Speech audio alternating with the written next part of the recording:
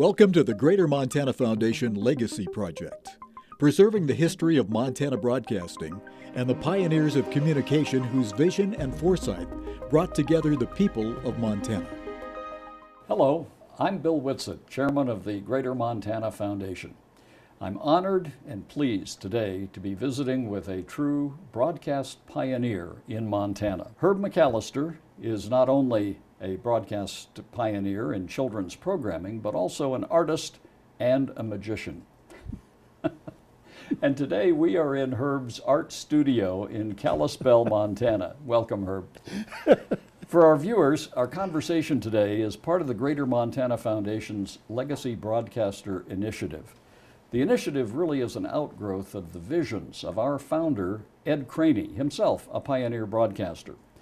Ed believed passionately in the need for broadcasters to continually improve their programming, to continually better serve their communities and our state of Montana. And we recognize these pioneer broadcasters through the Legacy Initiative, as we're doing today, and we recognize those individuals that we know Ed would be proud of if he were alive and with us today. I certainly have one of those pioneer broadcasters with me today. It's, as I said, Herb McAllister. And Herb, before we begin, I have to say that many of those watching today knew you as they grew up, not as Herb McAllister, but as Happy Herb. And I can tell today you're a happy guy all the time. Oh, I love that. Yeah, 90% of the time. And the only person probably more famous to our viewers than you in children's programming was your sidekick, and that's Froggy Doo. And we have a picture of Froggy Doo that we want to talk about for a minute. And Froggy Doo, of course, was your sidekick for many years. Tell us a little bit about Froggy Doo. Well, What is he? What was he? he was green. No, his head was about that big, Bill, and he stood about that high, about 22 inches. And when we first put him on the air, one of the salesmen said, "We got to have this gimmick to sell time." So we created Froggy Doo. And we're going to talk more about Froggy Doo, but we have to mention to people that the reason he's not with us right now is because Froggy Doo happens to be taking a break at the Western Heritage Center down in Billings. We have a picture of Froggy Doo and the display too that people can take a look at here. Yeah. And as I say, we'll be talking more about Froggy Doo as we kind of go on with this program, because he was a key part of your whole history in Montana broadcasting. But let's dig in. Herb, how did you get into broadcasting in the first place? Well, I was an amateur magician, I guess. And I met Bill Spar, who was part of the crew at KFBB TV. And KFBB TV in those days was one of the first TV in the area. We kind of invented how we do things on TV. And Froggy Doo, when we first put him on the air, we thought, well, we'll use this puppet just once or twice. But it changed. The kids got onto this frog and almost replaced me. I was the second in command, and he just took over the show. And you didn't feel threatened at all that he was upstage you? Well, you know, it kind of hurt your ego a little bit, you know, but he did, and the kids loved him.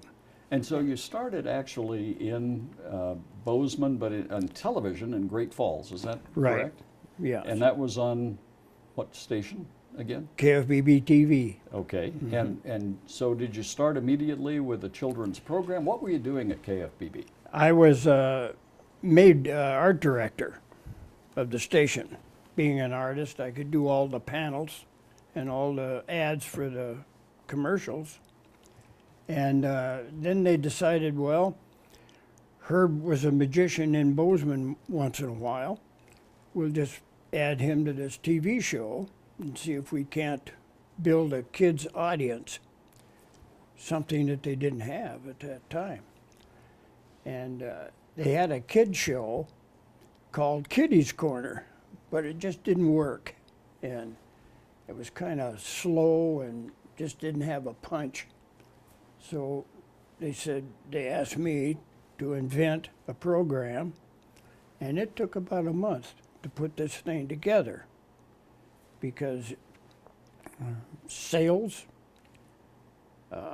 time, and all this had to work together.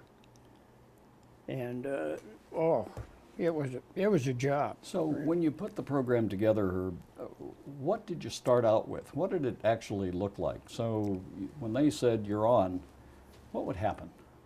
Well, you say the natural words, hello boys and girls, and of course the set was nothing. It was curtains in the background, a little table. We had 4 children there at the table with crayons and paper, and that's what we'd do. We'd have a drawing lesson, and how old were these kids? oh, they were 5, 6, 7, 10. Sometimes we'd have older kids just to change the format a little bit. We'd have 10, 12, and 14. And we'd do something different, of course, for that age group. You started initially with doing some art on the programs, and did that continue Yes. throughout your whole time? Yeah, doing kids' well, programs? I'd show them how to draw a picture. We'd use circles and squares and triangles and vertical lines, and then we'd change it into a picture. And kind of teach the kids a little fun in drawing. Instead of making it work, we had a little fun with it. And it just worked out that way. So when did you bring in the puppets? And was it first Froggy Doo, or did you have somebody else first? Oh, I had a ventricle doll named C.T. Woodley, and he was on the show to begin with. And I used him in my magic show, at the end of the magic show, and the kids kind of liked something like that. But the kid, it was kind of scary.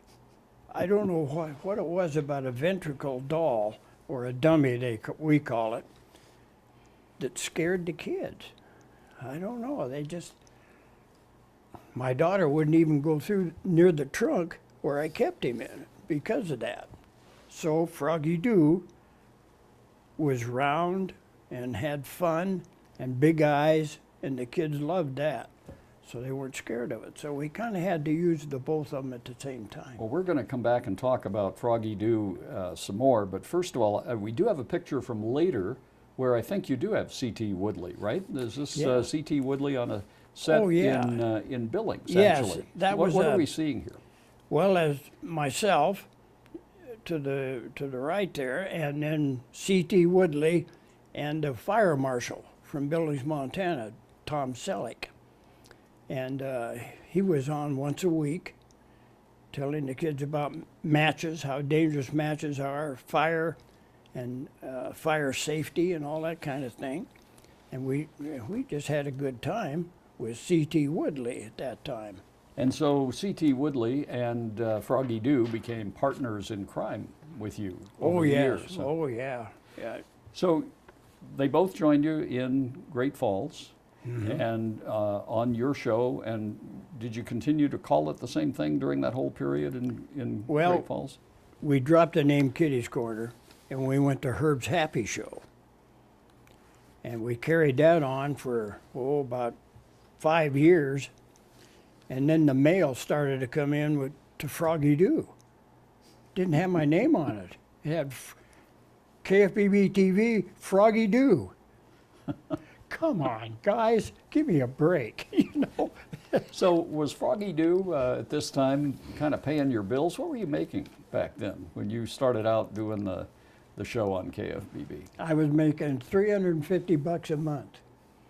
Now, in those days, that was quite a bit of money. But after we got going and with the commercials, the boss, the owner of the station, said, Herb, he said, we're selling this show like crazy. As long as you can keep 10 commercials in that show, we'll give you $7.50 on each commercial at the end of the month. Little bonus deal. That added up to a heck of a lot of money, you know. So They added more shows. I got more $7.50. And of course, the Frog was gathering the mail like crazy. We'd get piles of mail every Friday, about 3-4 feet high. Post office would deliver big bags of mail, and it was just almost overwhelming. So was Froggy then pretty well known if you went out and did personal appearances, and did you do that kind of thing too? Oh yeah, we went to the malls, and I'd get that Frog out, and we'd start working him and having a little dance and a lot of fun right there, and pretty soon all the kids would gather around there, and then they get between me and the Frog, and the further they got, the harder it was to work Froggy do, because he was a marionette, and he works with strings, and the kids wouldn't even talk to me, and they wouldn't even look at me. Their eyes were on the Frog, and they get between me and the Frog, and it was just hard to work after a while. So Herb, you're Happy Herb at this time. You've got this Frog. You got C.T. Woodley. I mean, you got quite a thing going here, right? Yeah. And all the time having to be happy. I'm sure there were moments when things were a little frustrating. If you can think of any of those, it'd be great to have a story. Can you think of any times when maybe it was a little less than happy? Well, yeah. I'll say one time we had a stage in the studio, and it was about 18 inches off the floor, and that was for better camera angles. And I was working with Froggy Doo and having a good time, and we were all laughing, the kids were laughing, and all of a sudden, I disappeared from the screen. I stepped off that stage. Froggy Doo went up in the air, and I went down on the ground, and pretty soon Froggy Doo came down on top of me, and the kids in the audience just went berserk. They That's just funny. laughed until they were sick. One thing about live television back then, too, I'm sure, was you had to go with the flow, right? That's right. If it went out, it went out. That's funny. There was no chance of change it.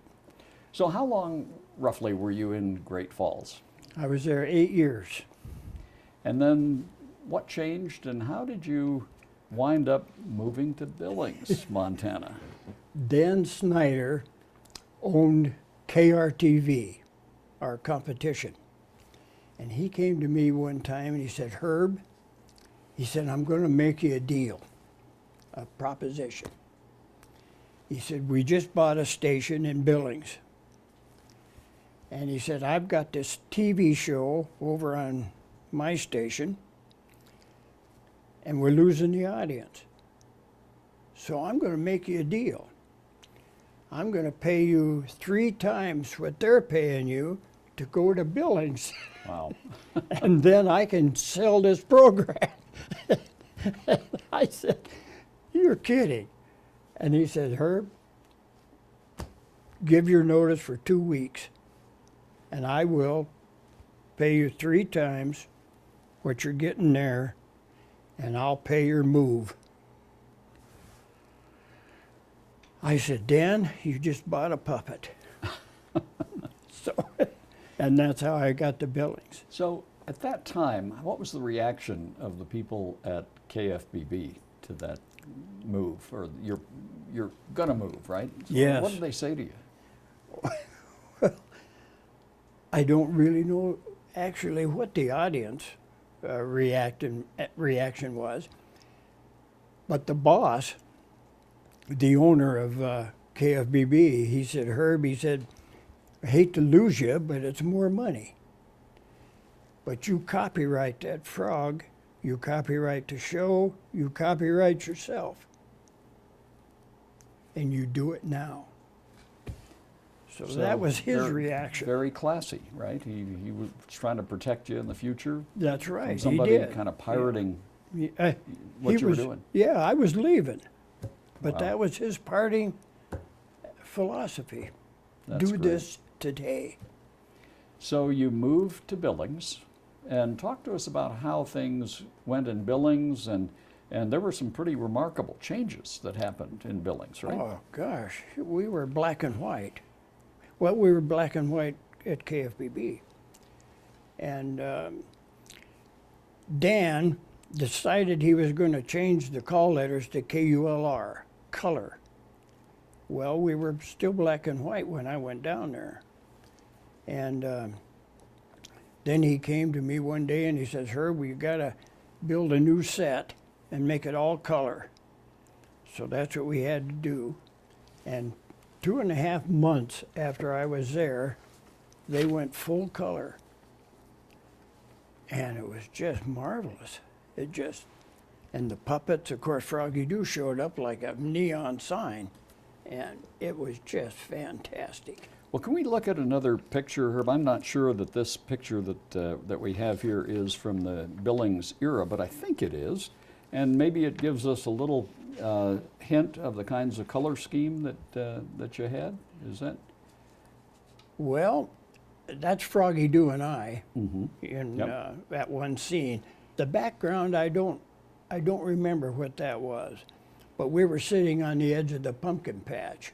So did you always have your show in a pumpkin patch at that point? Well, in Billings, we Mhm. did. Yep. And that was where Froggy Doo lived, was the pumpkin patch. And he lived there with a witch and a crocodile and a genie who appeared in a puff of smoke. And then the other picture there in distance is Froggy Doo being a wizard, a magician, and conjuring up this genie. Kind of following in your footsteps. You were Yeah. a magician. too. Yeah, so he just kind of, and then he took over that too. And you know, it's kind of deflating when you take a puppet and he gets all the mail, he gets all the glory, he gets all the magic stuff. Funny. So, Herb, how did you think of all of these different characters? And you talk about them as if they really became part of your family, but how did you think about them? Well, they did. They were part of my family. And I don't know, my mind works funny. As Janet tells me sometimes, she says, you're way off base. She says, you're way out there somewhere. Where are you? Well, I want to come back to the TV shows here in a minute, but first of all, we probably need to explain that Janet is your wife. Yeah. And where did you and Janet meet? Well, Janet and I aren't married, actually. We're together. But we graduated from high school together. And I didn't see Janet for 50 years after I went to KFBB because I rode with Janet on the bus to my interview to Great Falls. And that's the last time I saw Janet for 50 years. Goodness. And we met at a class reunion, and we've been together ever since. Now, she brought you actually to Kalispell, as I understand it, but let's pause that, and we'll come back to Kalispell and that part of your career, but let's go back to Billings. Now, we're in Billings, you're full color, the pumpkin patch is alive and well. Mm-hmm. You've got these make-believe members of your family down there. Is the show still basically the same format that you had in Great Falls, or what else may have changed? No, we kind of changed the format a little bit. We'd have drawing to begin with. Kids get your color crayons and get in front of the TV. We have an art lesson. Then Froggy Doo would appear. Then he'd make the genie appear. They'd have nursery rhymes. And then we'd have we'd have 4 children on the show, and we'd visit with the 4 kids, and then we go back to C.T. Woodley, then we go back to a guest on the show. Sometimes we had Hollywood stars that came up to Billings for the fair. We'd have those people on. Okay. And, the show, we designed the show to be 5-minute increments.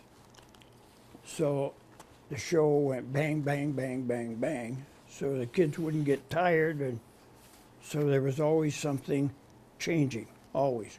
And how long did the show air in Billings, would you guess? 14 years. So by this time, you have more than 20 years on the air by the time you kind of wrapped up in Billings. And I want to talk about what kind of brought things to an end in Billings. Well, it's in TV, it's kind of what you say, you're getting burned out. And I was getting older, and the business is changing. It was going more to news. And all the equipment was changing, the personnel was changing, times were changing. Kids shows were disappearing all over the country.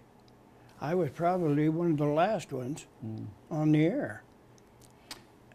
So when you left Billings, did you have any idea that your legacy in terms of children's programming in Montana would continue as it has? I mean, I think you still get letters, if I'm not mistaken, from Yes, from some we of your do. fans from way back when, right? You want me to read I would one? love for you to read a couple. Okay.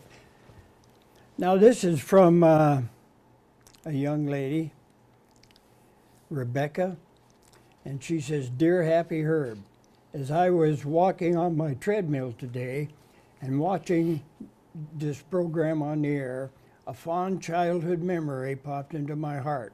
The Froggy Doo Show. I was a participant on one of your shows in the 60s. It is one of my fondest childhood memories. The moment felt magical and is instilled in my heart forever. Thank you for giving me this beautiful blessing." What a What a wonderful, Yeah. wonderful comment. She's 60 years old now. Find another one to read to us, and I would just say that I'm sure that these are only a tip of the iceberg. I know that, Oh, that they you are. get other mail and remembrances. You Well- have another one there you want to? Well, yeah, let's see. Here's another one. This is a short one. It says, "Dear Happy Herb, I grew up in Billings, and Froggy Doo was my idol. I just loved him, and I wanted a pair of those red tennis shoes." So she signs it, Gloria. I'm not going to give the last name, Sure. and this was sent to me January 12, 2017. So these Long kids, time. yes, Long time. and they keep sending these things. I've got a whole notebook full of these things about that thick of letters from these kids. And Herb, also, what about the movie? Tell us about the movie. What was that all about? Oh, the movie was Froggy Doo was kidnapped. And this is a true story.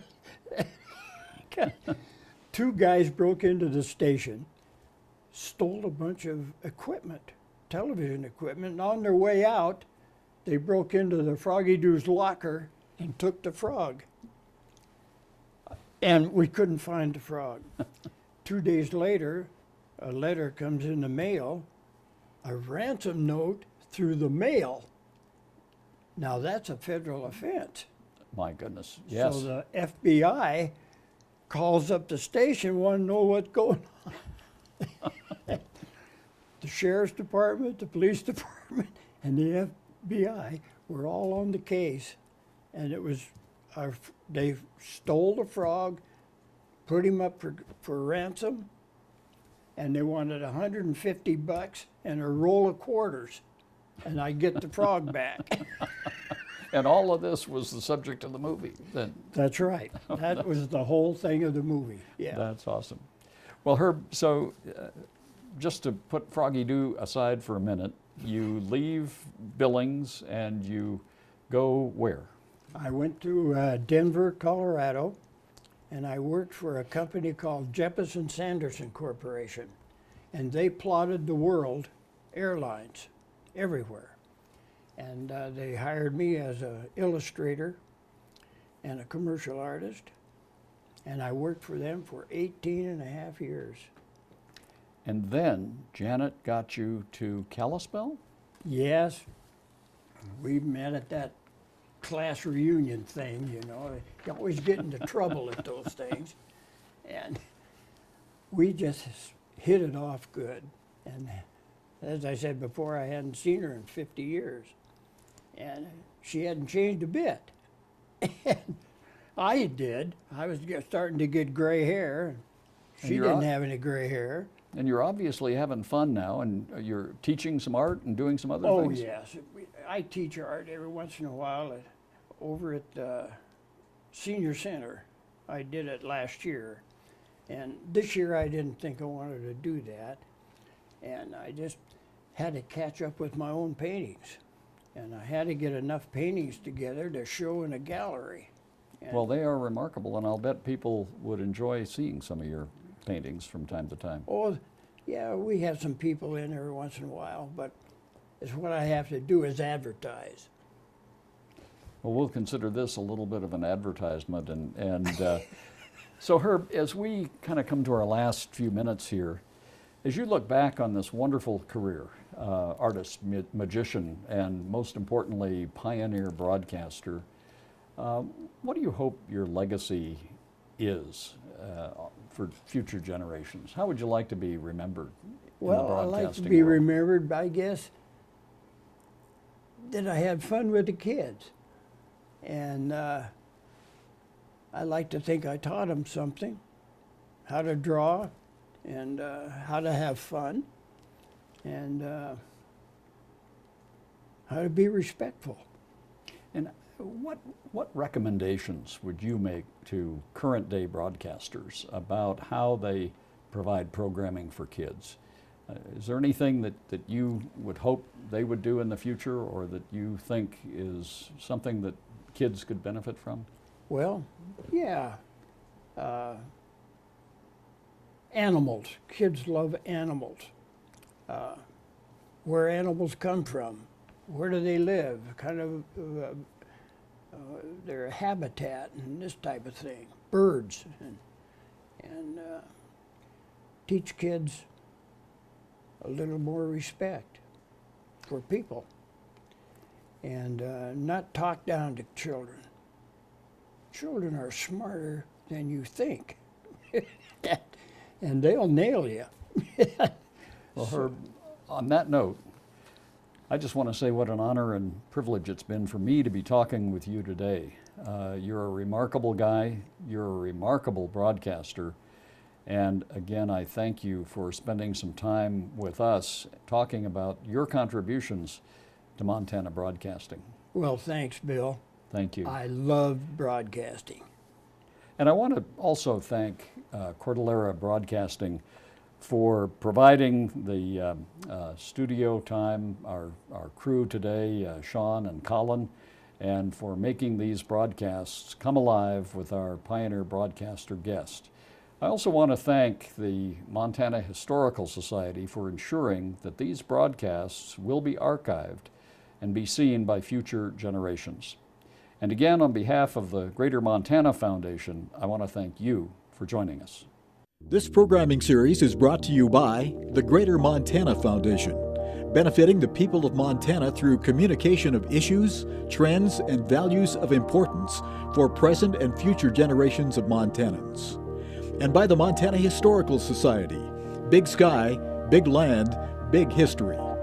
And with the help of Cordillera Communications, with stations in Billings, Bozeman, Butte, Great Falls, Missoula, Kalispell, and Helena.